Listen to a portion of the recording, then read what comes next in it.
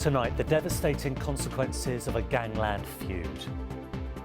This is the moment a gunman opened fire at a restaurant in Hackney, hitting a 9-year-old girl in the head.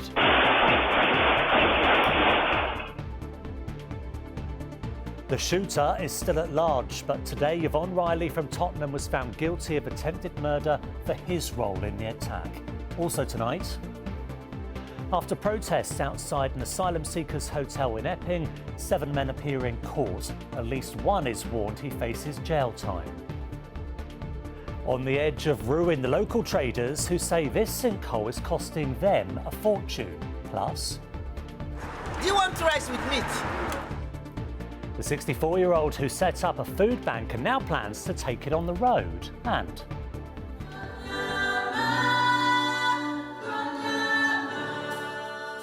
the Lion Cubs taking over a stage in the West End for the day.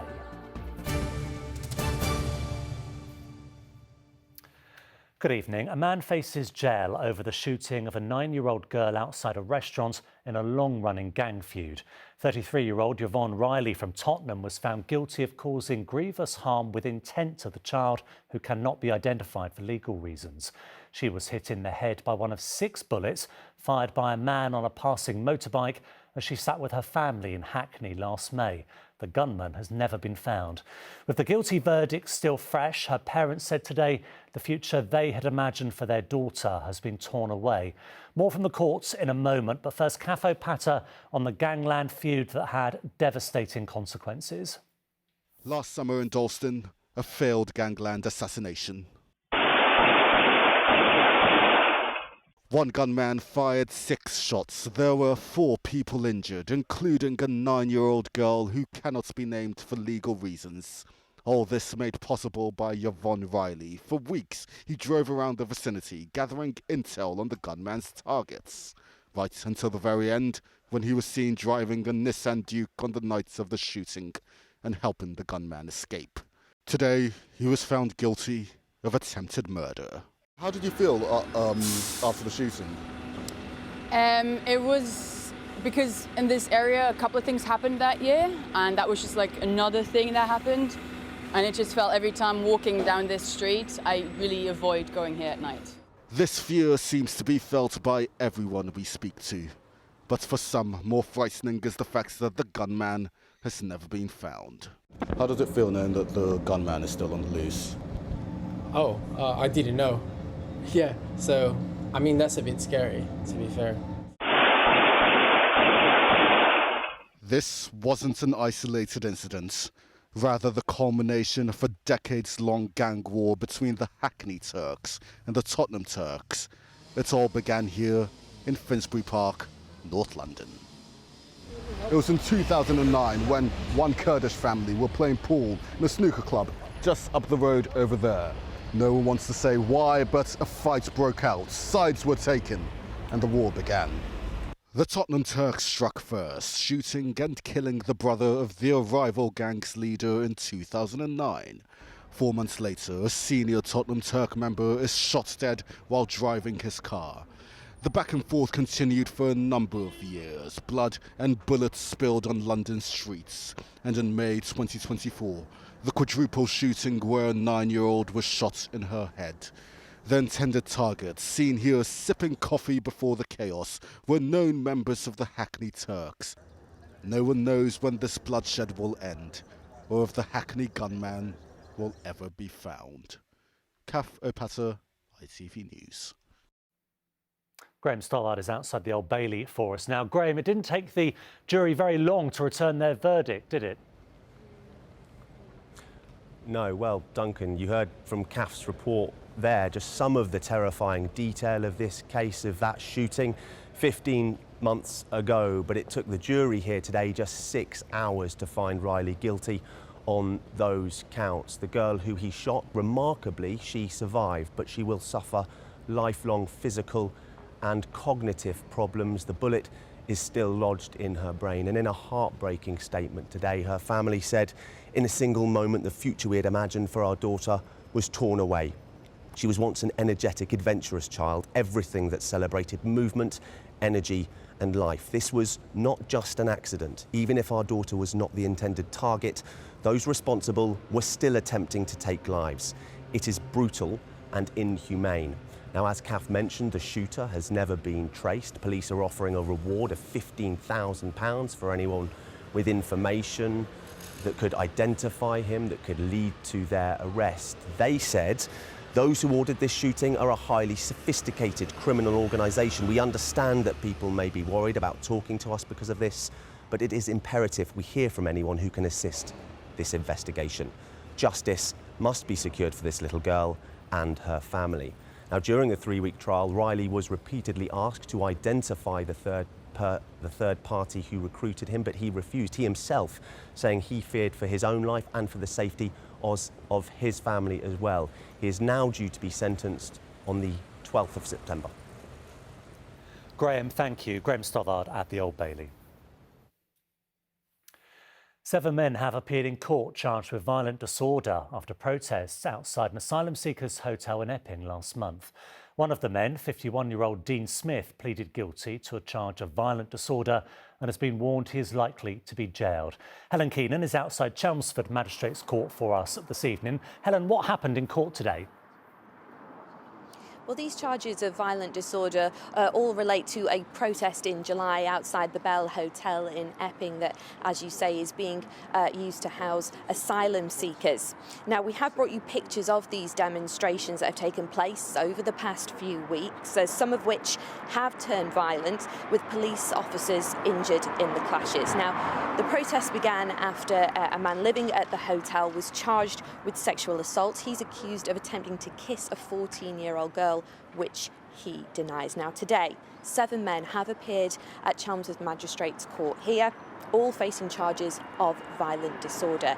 2 have pleaded guilty to the offence, that is 51-year-old Dean Smith and 36-year-old Stuart Williams, who were both warned they are likely to be jailed. Both were remanded into custody and are due to be sentenced on the 6th of October. Now, Sean Thompson, seen here in the blue shirt, pleaded not guilty.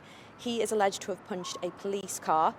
33-year-old Keith Silk, pictured here in the black sweatshirt, pleaded not guilty. He was also bailed. And 47-year-old Jonathan Glover was not asked to enter a plea.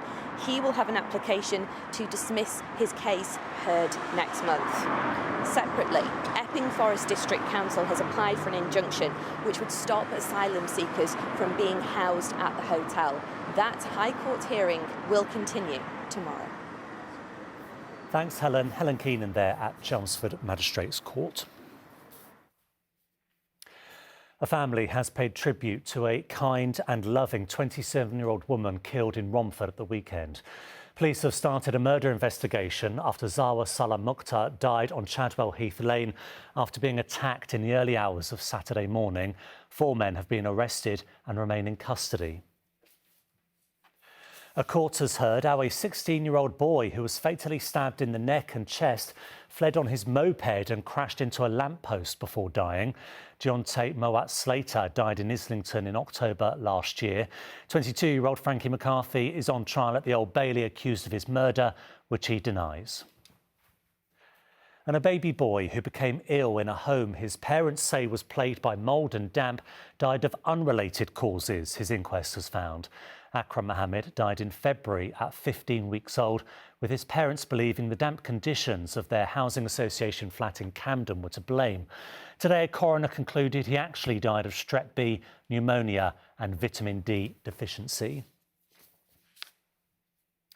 Next tonight, small business owners in a village where a huge sinkhole opened up 6 months ago say they're fed up and frustrated at the slow speed of repairs. The landlord of the local pub in Godstone in Surrey says footfall has dropped 40% since the hole appeared on the high street. It's not expected to be fixed until Christmas.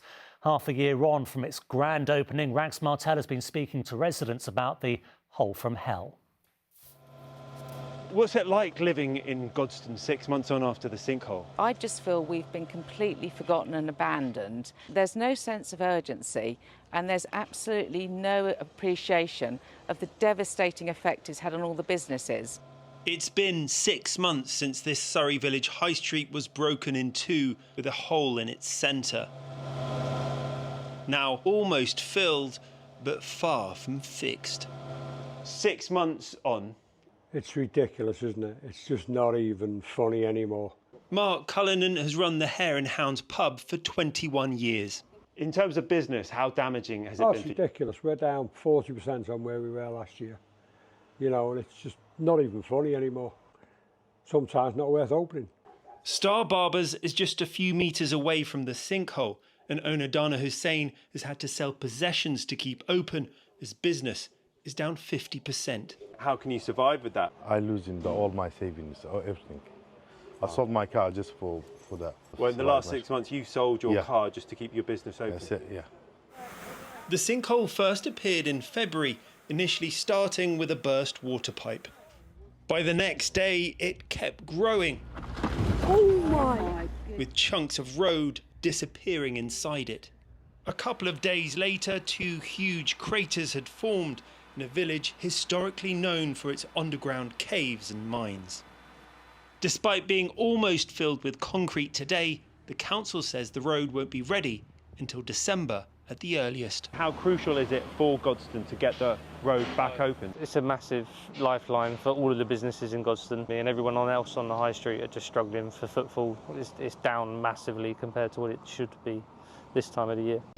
But there has been some progress. In the last few days, they reopened the footpath so you can walk from one end of Godstone to the other. But unbelievably, on the day the footpath reopened, that developed a hole of its own, and they had to close this section of the footpath. And some residents are concerned more holes could appear. Well, if I had young children, I certainly wouldn't risk it. Surrey County Council, who are responsible for fixing the road, told us that this continues to be a highly complex incident and that they hope to have the road fixed in December, but don't have an exact date yet. And right next to the sinkhole, a supermarket that still hasn't reopened 6 months on. A reminder that the road to recovery here will be a long one. Rags Martel, ITV News, Godstone. Still to come on the programme, sunshine and fresher temperatures in the weather, plus how a small change has meant a big boost for butterflies, and A little clue for what story I'm doing tonight. Hit it, Gloria. Baba. Ooh, I've got goosebumps. We'll tell you all very soon. very soon. But before that, when Henrietta Onyema set up her one-woman food bank outside Bermondsey Tube Station 2 years ago, she didn't know how long it would last. But given how highly she's regarded in the area, she should have known it would have been well supported.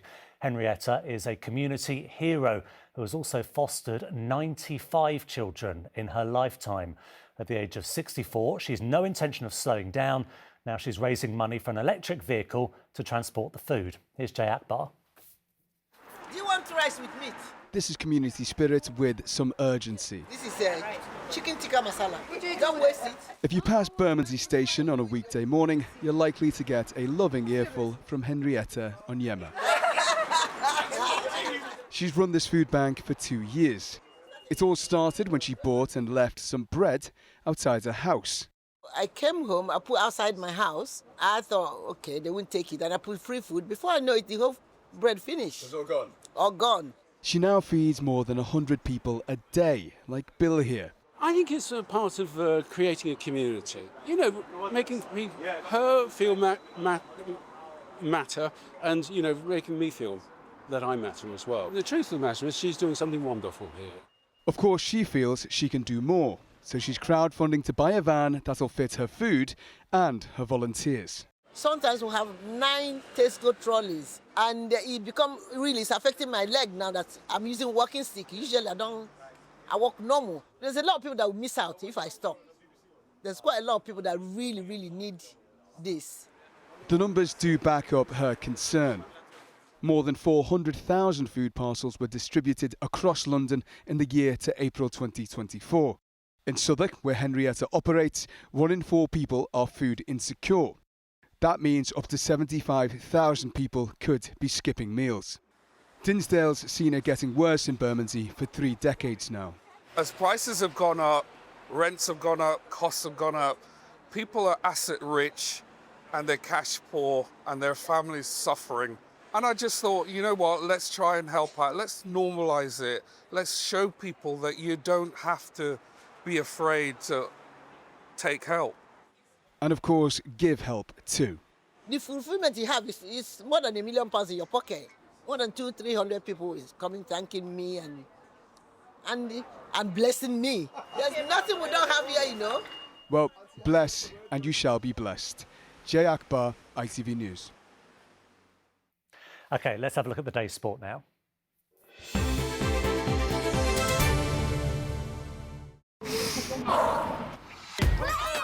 Powering local sport in the community.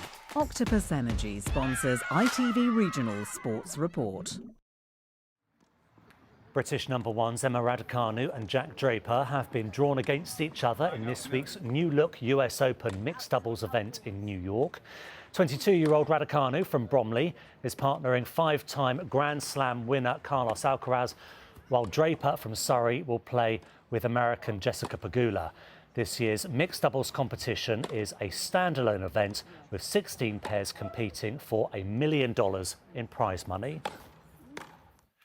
Tottenham have confirmed defender Jed Spence has signed a new long-term deal at the club. The 25-year-old broke into the first team last season and has gone on to make 42 appearances for the club so far.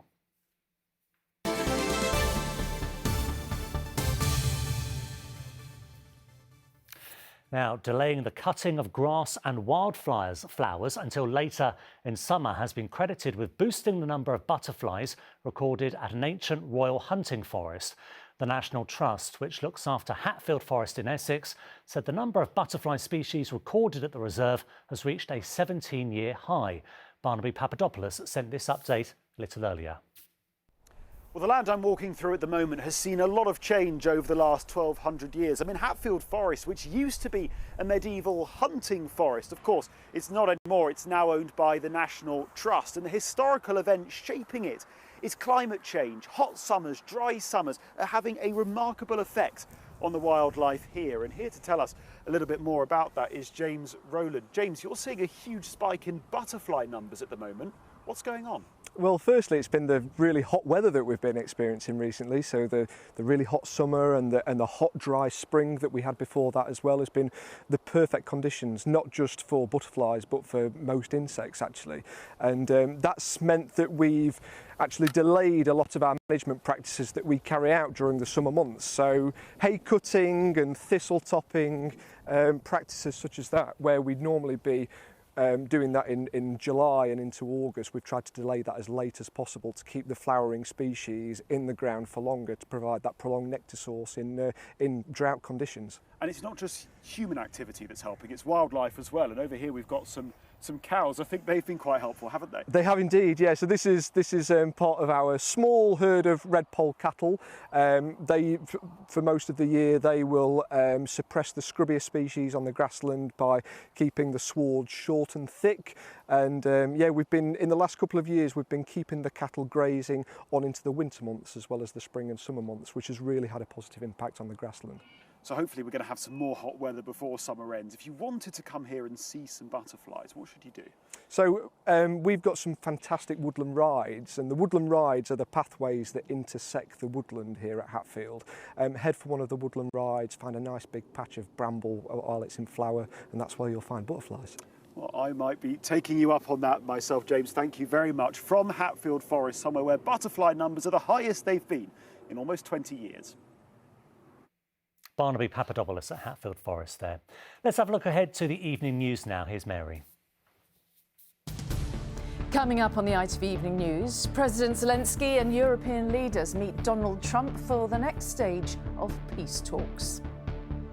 Here, a warning that the hot weather is pushing up the price of fruit and vegetables. And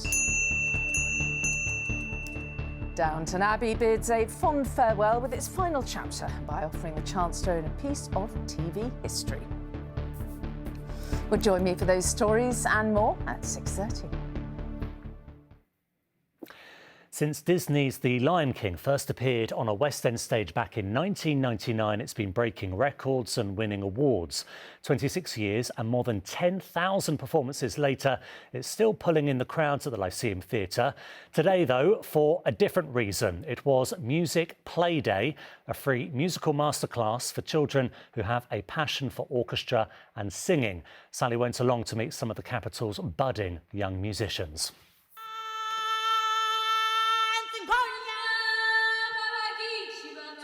It's a signature sound in the West End, The Lion King being one of London's most successful musicals. But get this, today's performers are not only teenagers, they only started rehearsing it this morning. These nervous musicians gathered at the Lyceum Theatre, which has been home to The Lion King for 25 years. But today's event is called a play day, where the students learn 4 songs and put on a show. Gloria couldn't believe it when she got one of the free 80 places after applying. I opened my email, I saw it, I closed the app, I refreshed it, I opened it again, because I was like, there's no way. I literally didn't believe it. I was actually really shocked. And look how quickly they learn. The pro shows Harry the ropes. Within minutes, he's then doing this. And a few more, he's making this. What has surprised you most about today, Harry? Definitely with the percussion, how much they've stripped it back so much that you can really hear it, and how well put together, how well written it was. So actually, without John, that's fair enough. That he's quite good. But, He's all right, isn't he? Yeah, he's good. He's pretty good.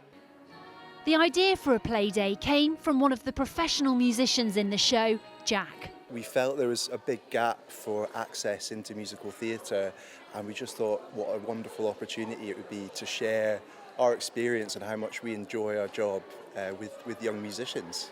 So, John, when he said, do you want to spend your day off doing this, what did you say? Absolutely. Good man.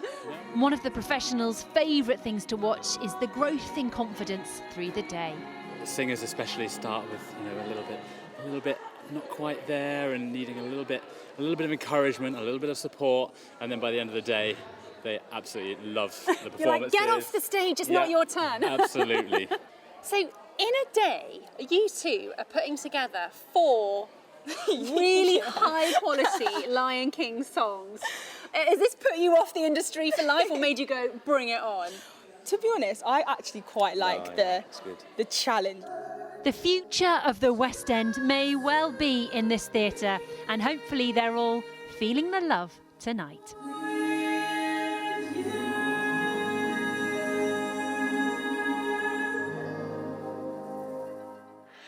They're brilliant, but how much restraint did it take for you not to get up on stage and sing with them? How do you know I didn't?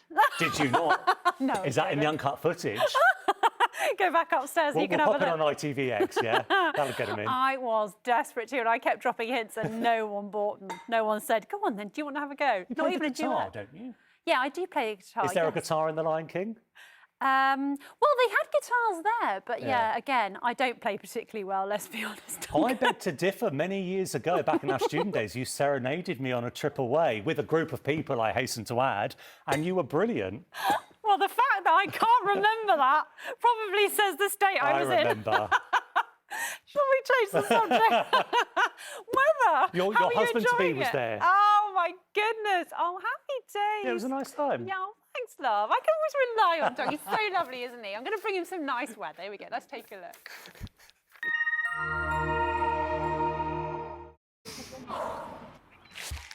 Come rain or shine, Octopus Energy sponsors ITV London weekday weather. Hello again. I hope you had a lovely start to the week. Do you want to see something cute? Oh, look at that, a little water vole, what a darling.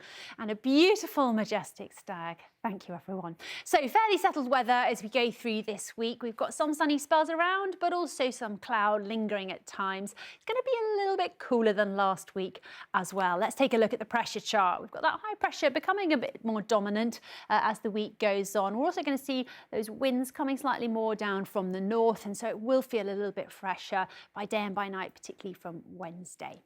Right, the detail. Well, pretty quiet out there tonight. There'll be a bit more cloud moving in by the end of the night, but those temperatures will be still quite mild. We're up in those low to mid-teens. It's going to get a bit colder though this week, so make the most of it if you quite like those mild nights and starts.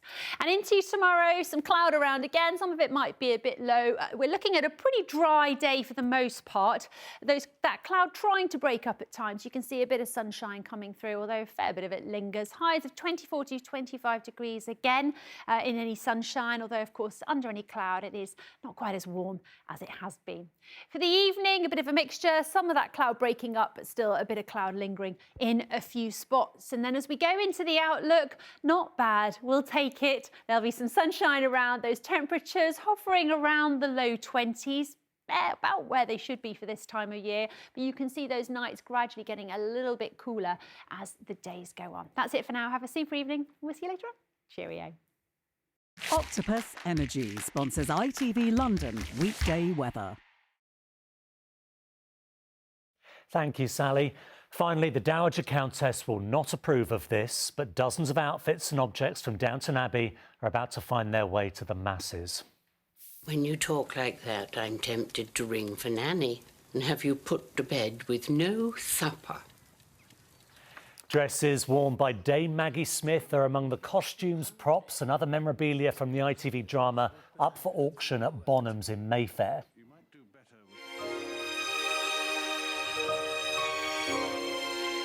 Lady Mary's wedding dress is expected to fetch between £3,000 and £5,000. Mr Carson's silver pocket watch between 100 and 150. And this clapperboard used in the production of the new movie could get up to 1,500. Tough time for the Crawleys, clearly. That's it from us. The evening news is next with Mary. From all of us here on the London team, thank you for watching. Have a lovely evening. Bye-bye.